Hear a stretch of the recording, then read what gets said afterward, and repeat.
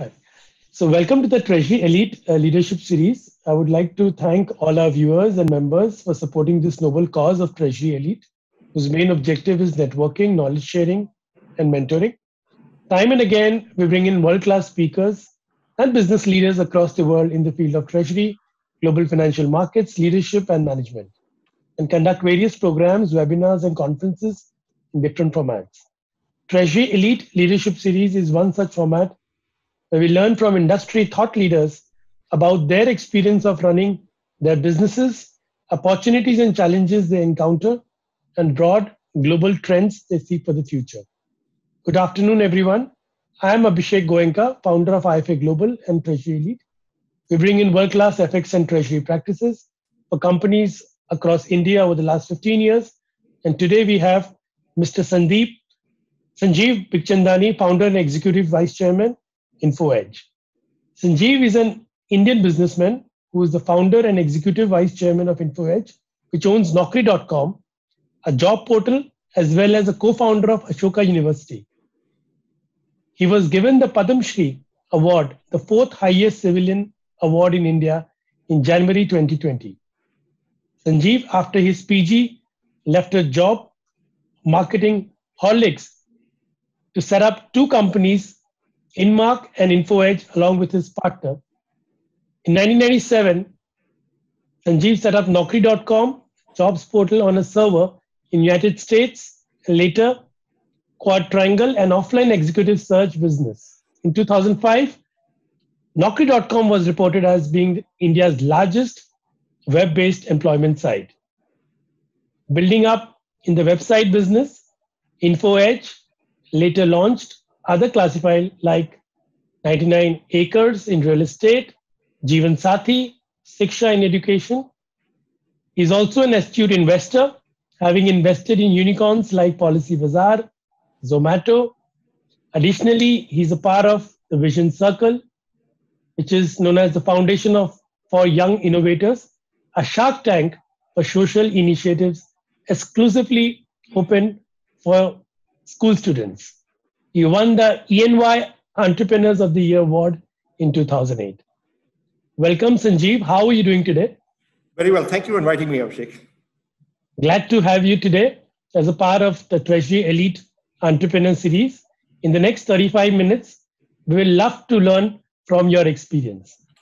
So, Sanjeev, my first question to you is, I think there's a one common thread which I could link with a lot of global CEOs would be that they are not doing this for the money. I would like to ask you a single biggest reason for you to get out of bed every morning and get yourself to work. What is that drives you today? देखिए आजकल तो work from home चल रहा है तो इतनी मुश्किल नहीं है but truthfully speaking I think what I am enthusiastic about is at work is the new ideas, innovation, happy customers, happy employees, meeting young entrepreneurs with fresh ideas, doing different things. So essentially, people keep me motivated. I'm a people's person. Excellent.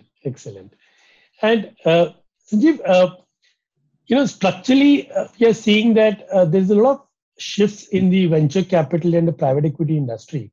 A lot of changes have happened in the last 2, 3, 4 years. And what significant trends are you seeing in the future, and especially in the Indian context? Well, in VC, in the venture, I don't know PE so much. I know a little bit about venture capital and early stage investing. I think what has happened over the last 10, 15 years is that there is substantial amount of risk capital available in India. Capital that's willing to back entrepreneurs who are perhaps not from business families, perhaps do not have enough money on their own to actually start a business. But they are bright, they're capable, they're committed, they've got good ideas, and with some luck, they can make it happen. And capital is willing to back these kind of entrepreneurs. Now, what this has done is it has created a whole new class of entrepreneurs, which 30, 40 years ago, you did not find so many of. So, India traditionally has been an entrepreneurial country, but so you had entrepreneurs from business families, you have entrepreneurs of certain castes where, it's a done thing to start a business. But educated middle class India was trained to do a job either in the government or the private sector, or be a professional, either a chartered accountant or a lawyer or a doctor. They were not brought up to consider being entrepreneurs. I think today you have this whole new class of entrepreneurs, which is educated middle class entrepreneurs by choice, chasing a dream, chasing an opportunity, perhaps getting funded by risk capital, by angels, by angel networks, by seed funds, by venture capitalists. Perhaps not getting funded, but still doing it. I think that's one big change, and that's been a huge difference. Right. So if you look at the nifty companies, right, and look at the companies with the highest market caps. Reliance, built by first generation entrepreneur, started off in the 60s. Did not have venture capital, but first generation. TCS, now it came from a large business house, but the company did not exist in the 70s. Infosys, Wipro, again from a business house, but the company, the IT part of it did not exist. So if you look at what's happened in India over the last 20, 30, 40 years, is that the most valuable companies are often in industry. They either did not exist or they are in industry that did not exist 30, 40 years ago. So I think India has changed substantially. Right. And how do you see that in the future? Because there's so much of risk capital which is floating around. And it's hard to predict. No, it's easy to say it'll be more of the same. Yeah. Right. But I graduated from college in 1984. I was 21. And if you'd asked me, 30 साल में कैसा दिखेगा India, या 40 साल में कैसा दिखेगा India, I would not have predicted this. I would not have said there'll be these big IT companies, there'll be IT-enabled services, there will be liberalization, there will be new breed of entrepreneurs. I would not have said this. So what I do know is that there will be substantial change. Because every 30 years, when you look back, there has been substantial change in India. What that change will be, I don't know. But there will be substantial change. Sure. And hopefully it'll be for the better. Sure. Sanjeev, you have invested in some great companies. If you have to evaluate in 5 minutes whether the product or service is good to have or a must to have, what are your 3 or 4 major checkpoints or tick marks? So look, one key question we ask, and this idea kahan se aaya? Where did you get this idea from? So when I asked Deepinder Goyal that question, first time I met him in 2010, founder of Zomato, right? He said, I used to work in Bain Consulting in Gurgaon. Office mein 50-60 log the, there were 50-60 people there. And they were all mostly young, mostly male. They would not get food from home. They had to work long hours. So very often they had to have 2 meals in office, lunch and dinner, right? There was a cafeteria in the office that would not serve food, but you could bring your own food and eat it there. So to make life easy for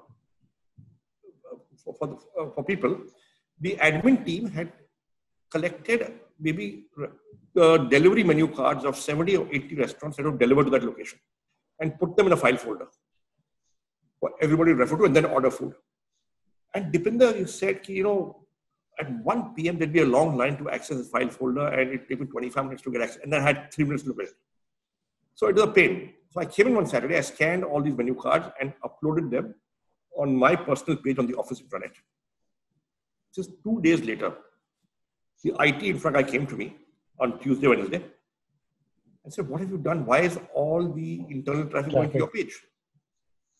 So that's when the penny dropped, and I figured that aggregation of menu cards is got value. So he went on weekends and aggregated menu cards across 800 restaurants in Delhi NCR and put them up on the internet, and traffic began to come. Right?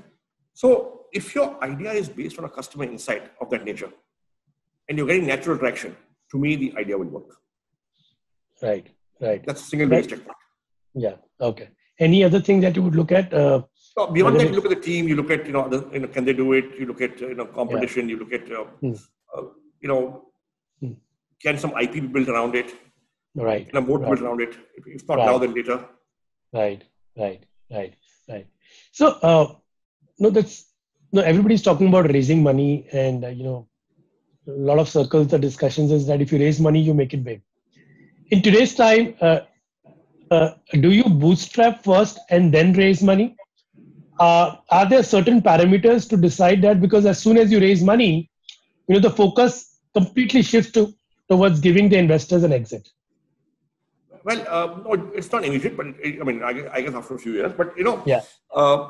What I always tell young entrepreneurs is that the customer's money is better than the investor's money, because if you're getting the customer's money and you're getting it at a price that's higher than your cost, and you're getting it repeatedly from the same customer, right? It means you probably have a viable business as long as you can get enough customers. Correct. And if you get the customer's money, the investor's money will almost certainly follow, because investors love to invest behind businesses that are getting the customer's money, right? On the other hand, if you get the investor's money first, it does not necessarily mean that the customer's money will follow. But the customers are doing you a favor. Customer values his money, right? So the customer is not your uncle, not your aunt, not your father, not your mother. He's just somebody who's out there looking for something that will satisfy his or her need. And if he's bought from you twice, it means that it worked the first time, right?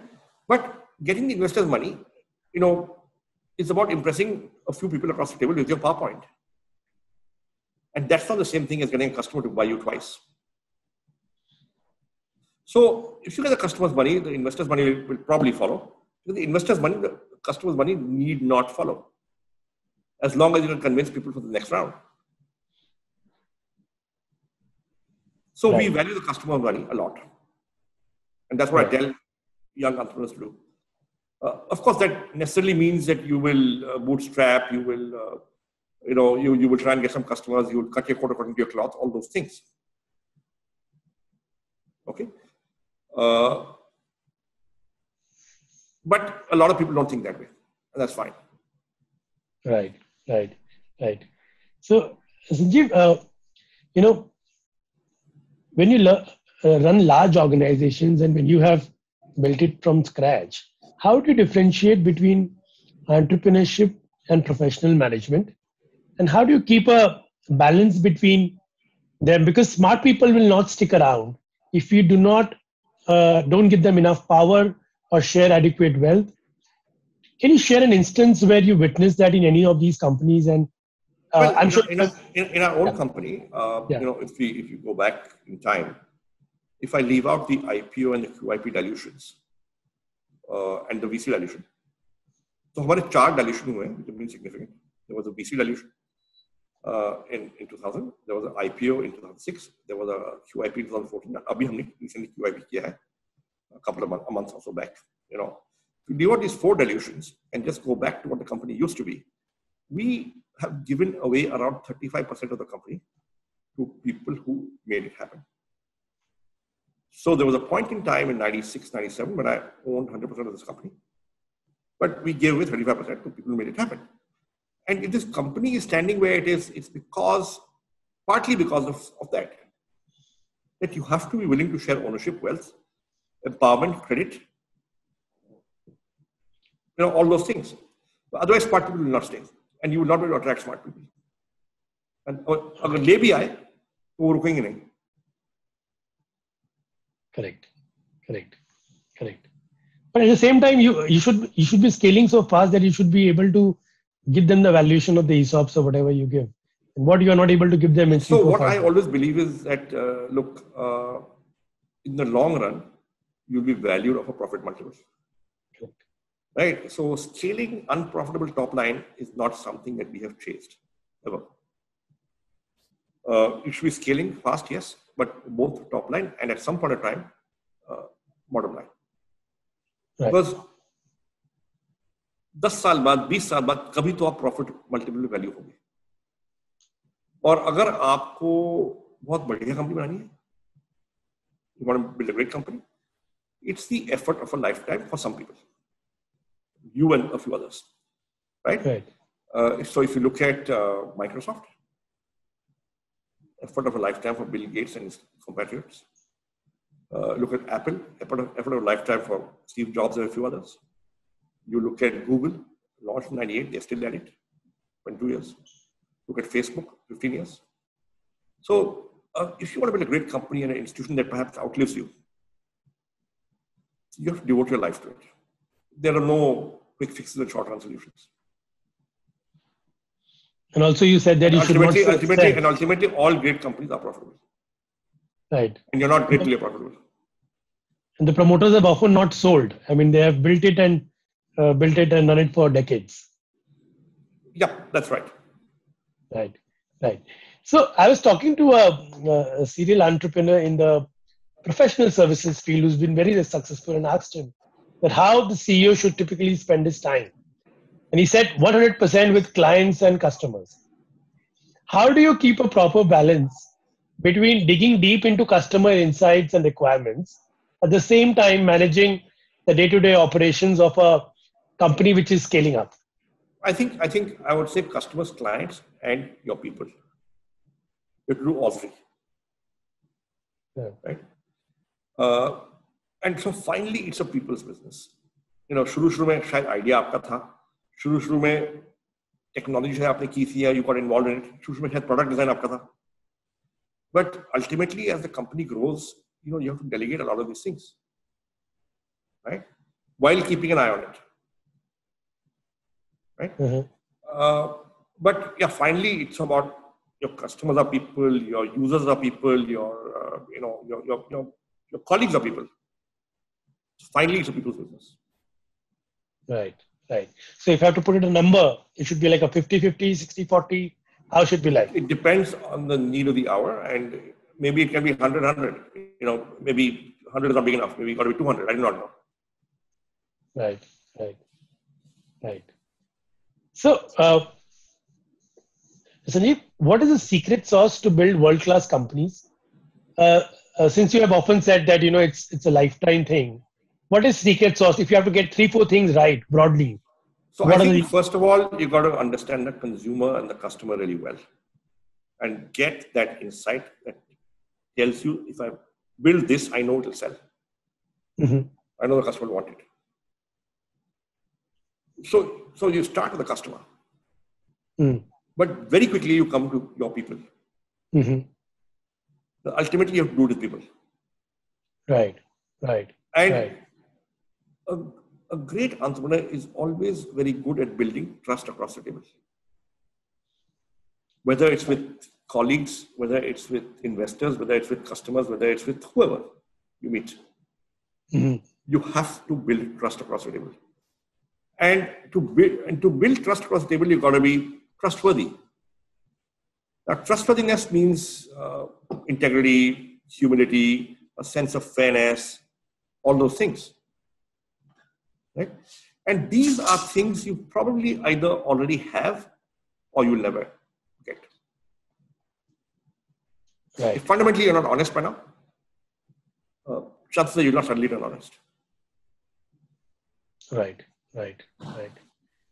So, Sanjeev, please share one of the most extreme life-changing experience, or say a lost opportunity, and how did your personal or professional life evolve post that?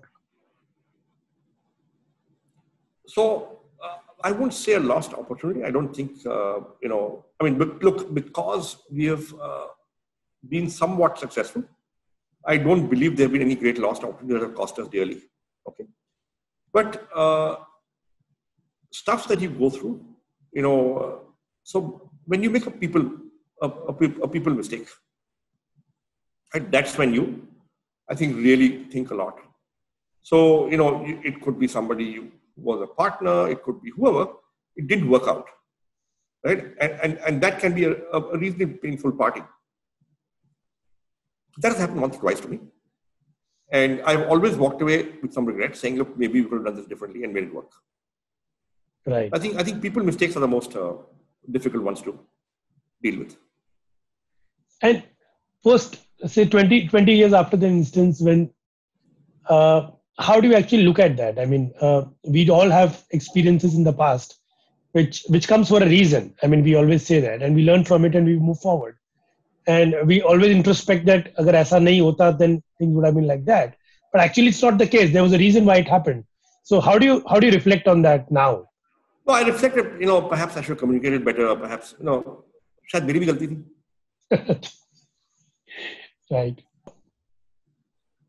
I feel that success in entrepreneurship does not happen till you know how to control your thoughts and vision and master the science of thinking right and far. What are your three major learnings out of your spiritual journey over the last 20, 25 years? I think the entrepreneurs, the secret of success of many, many entrepreneurs is persistence. You see, for 10 years, we bootstrapped after I quit my job. In those 10 years, I did 7, 8, 10 different things. They were all small ideas. When we launched Naukri, it was one more small idea. But if you keep at it long enough, now I could have quit anytime and gone back to a job, right? But then I would have been a failed entrepreneur. But because I kept trying, I was simply not successful yet. And you keep trying, and if you're smart enough and if you're good enough, I think sooner or later good things will happen. So I think one big thing is after clarity of thought, is keep trying. Don't give up. Right. The second is, look, until you sort of, it looks like you can succeed, it's important to be very frugal. Keep your costs low. Be frugal. Then no matter how little revenue you're getting, you're still breaking even.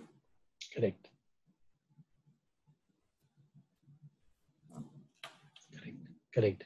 In fact, we have also made a lot of mistakes when we were in that speed of scaling up. You typically increase a lot of your cost, and suddenly the revenues don't come in. You start scaling down, and then you make a lot of mistakes. Yeah. So scaling down is I found it very difficult. Actually letting go of people, asking them to go, it's very, very traumatic. Yeah. And therefore, we've never ever sacked on account of a downturn. Right? In 2009, we didn't do it.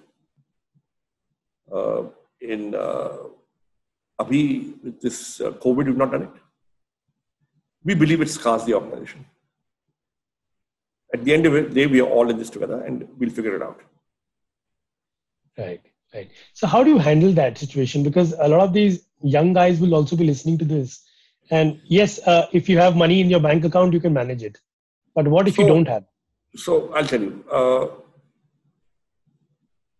It's because we built the product that we did that we were able to charge the prices that we do, that we are able to earn the margins that we do and get 100% advance, that we have the luxury of being able to do this and go through difficult periods without sacking people. Right? So it comes back to how much value are you adding to your clients, for your clients? What is the quality of the product that you've built? You build better products, which are more badly needed. You build more unique products, differentiated products. You build IP around them. You will get your terms of trade and your prices. Right? And you'll have the luxury of doing all this. So focus on building better products. And in some cases, when you don't have the luxury, like for example, in the entertainment business today, during the COVID, there are some certain world-class companies which are still there in India. They had to scale down majorly because there was no light. Do it with some humility, do it with some, give them as soft landing as possible. Right. Try and help them find placement elsewhere. When good times come back, hire your former employees first. That's a very, very interesting point. Yeah. So, lastly, one fun fact about you, what people do not know. Oh boy. Fun fact. So,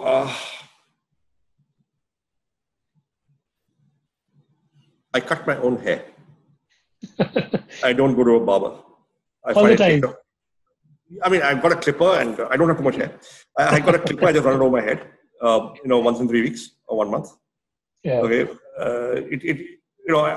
Going to a barber, half an hour going there, 40 minutes there, 1 hour coming back, it's 2 hours. Right. And I say, look, this is easier. Right. Of course, I don't have hair like you, so I don't have to give it a style or anything. I just run a clipper. Right.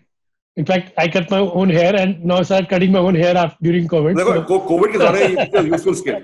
COVID is a useful skill. Yeah. So I'm proud of it that I've learned that skill during COVID. Yes. So that's awesome. So thanks so much.